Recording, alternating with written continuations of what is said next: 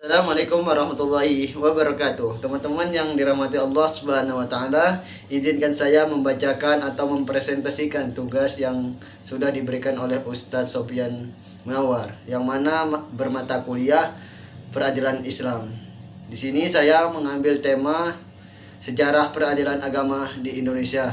Peradilan agama di Indonesia memiliki sejarah yang panjang dan unik karena berkembang seiring dengan masuknya Islam di Nusantara pada masa kerajaan-kerajaan Islam seperti Samudra Pasai, Demak, dan Mataram. Sistem hukum Islam sudah mulai diterapkan, terutama dalam bidang perkawinan, warisan, dan perbuatan keagamaan lainnya. Para qadhi atau hakim Islam pada masa itu menjadi tokoh sentral dalam menyelesaikan sengketa masyarakat muslim secara syar'i, sekaligus menjadi penegak norma sosial keagamaan. Kompetensi peradilan agama. Kompetensi peradilan agama adalah kewenangan hukum yang dimiliki kewenangan tersebut untuk memeriksa, mengadili, dan memutus perkara-perkara tertentu yang berkaitan langsung dengan umat Islam. Kompetensi ini tidak mencakup seluruh persoalan umat Islam, melainkan hanya terbatas pada bidang-bidang tertentu yang telah ditentukan dalam undang-undang menurut pasal 49 Undang-Undang Nomor 3 Tahun 2006. Adapun perkara-perkara yang menyangkutnya adalah perkawinan, waris, wasiat, hibah, wakaf, zakat, infak, sedekah, dan ekonomi syariah. Sumber hukum peradilan agama di peradilan agama Islam adalah sebagai lembaga peradilan yang menangani perkara umat Islam, tentu saja bersumber pada hukum Islam, yaitu Al-Quran, hadis, ijma', dan qiyas. Keempat sumber ini menjadi sumber utama dalam memberikan pertimbangan hukum dan putusan di lingkungan pengadilan agama.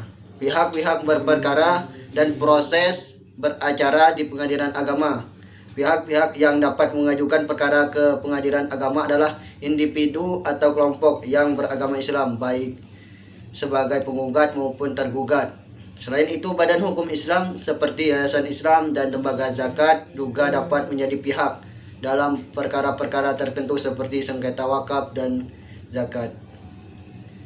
Peradilan Islam dan pengadilan Islam di Indonesia.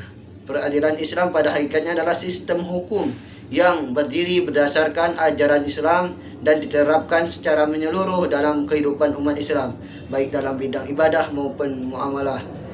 Peradilan agama merupakan bentuk konkret dari peradilan Islam yang diintegrasikan ke dalam sistem hukum nasional.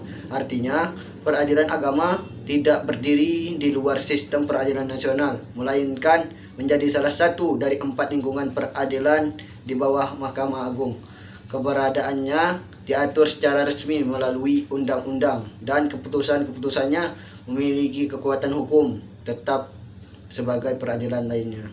Asas personalitas keislaman bagi non-muslim.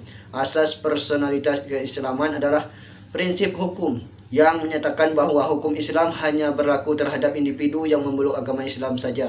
Dalam konteks peradilan agama, asas ini sangat penting karena menjadi dasar kewenangan pengadilan tersebut untuk memeriksa dan mengadili perkara tertentu.